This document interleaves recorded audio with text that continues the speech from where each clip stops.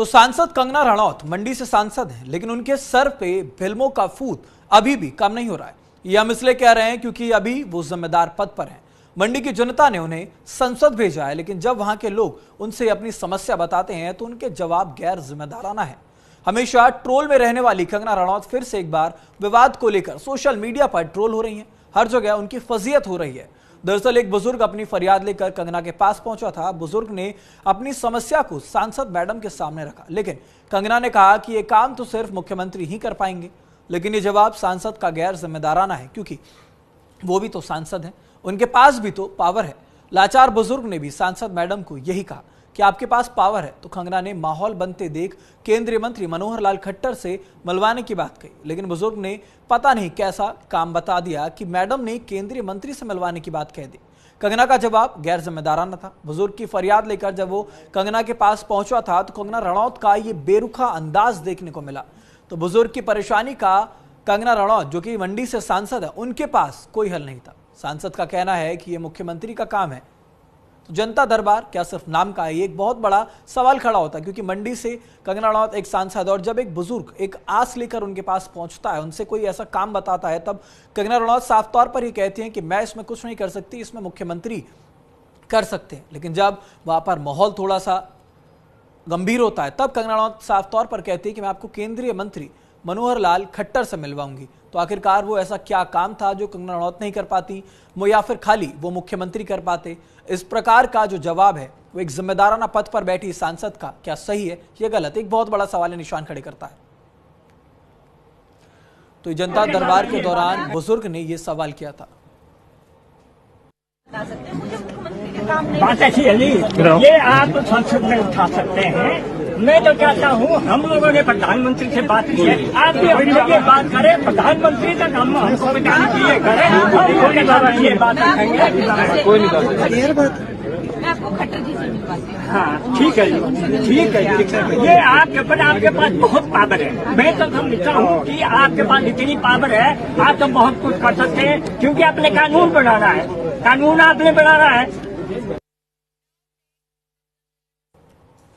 तो जीवन कुमार हमारे साथ संवाददाता शिमला से जुड़े हुए हैं। जीवन, क्या ये पूरा मामला है? क्यों ये बुजुर्ग क्या फरियाद लेकर सांसद कंगना रनौत के पास पहुंचा था, जिसको लेकर के वो भी साफ तौर पर ही कहती नजर आई कि ये काम सिर्फ मुख्यमंत्री ही कर सकते हैं?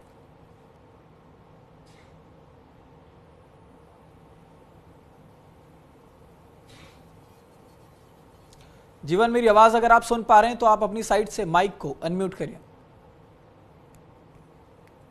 जी जी ऋत्विक, अगर बात कहीं आम जन समस्या सुनने की होती तो अलग बात थी, लेकिन अगर बात जन समस्या के अलावा एक गंभीर रूप में आपदा प्रभावित क्षेत्र की होती और लोगों की फरियाद होती कि उन्हें न्याय दिया जाए या उन्हें पुनर्वास के लिए जगह दी जाए, इसके लिए कंगना रनौत वहां पहुंची थी सराज में, और वहां बुजुर्ग ने ये कहा कि हमें पुनर्वास के लिए जमीन दी जाए, हमें रहने के लिए घर दिया जाए, हमें खाने के लिए रोटी दी जाए।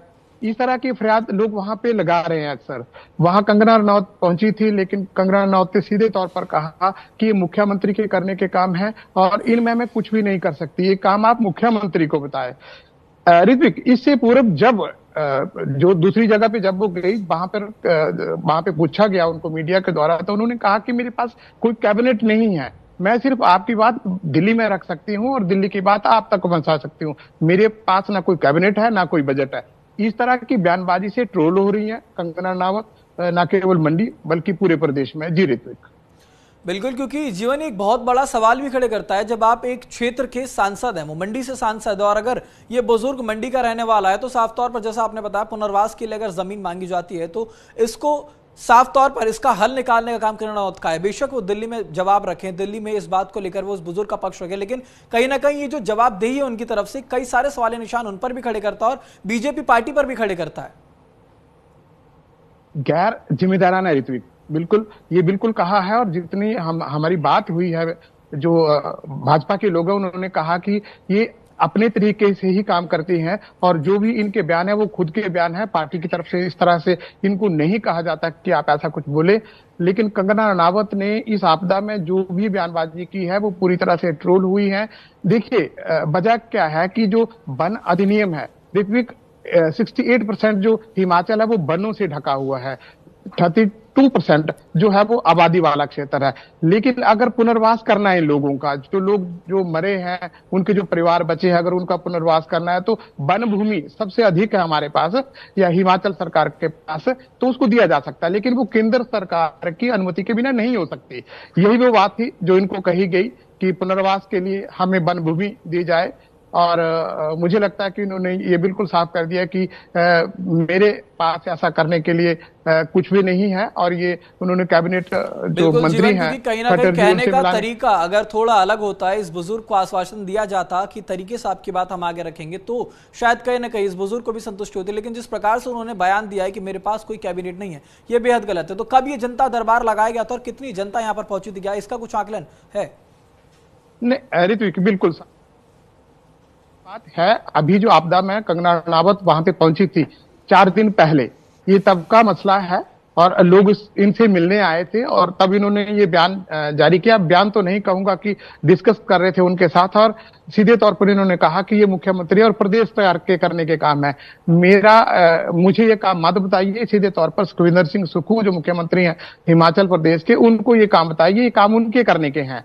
लेकिन उन्होंने ये भी कहा कि मेरा जो काम है वो आपकी बातें मात्र केंद्र तक पहुंचाना है और केंद्र की बातें जो आप तक पहुंचाना है। लेकिन मैं सीधा कहूं कि जैसे इनके पास अपना खुद का एक बजट होता है। सभी अनुराग ठाकुर पिछले कल धर्मपुर विधानसभा क्षेत्र में आए, जहां भी आपदा आई थी, उन्होंने अपने निजी जो उनका जो वित्त है वो जारी किया। उन्होंने वहां पर निजी तौर पर लोगों की हेल्प कर रहे हैं। इस तरह से उन्होंने पूरी तरह से इनकार किया, या यूं कहें कि उन्होंने अभी तक किसी प्रकार की व्यक्तिगत तौर पर सांसद के तौर पर मंडी के आपदा प्रभावित लोगों की सहायता नहीं की है। ऋत्विक, बिल्कुल, बहुत धन्यवाद जीवन आपका तमाम जानकारी के लिए और हमारे साथ जुड़ने के लिए। तो आपने सुना कंगना रनावत का ये गैर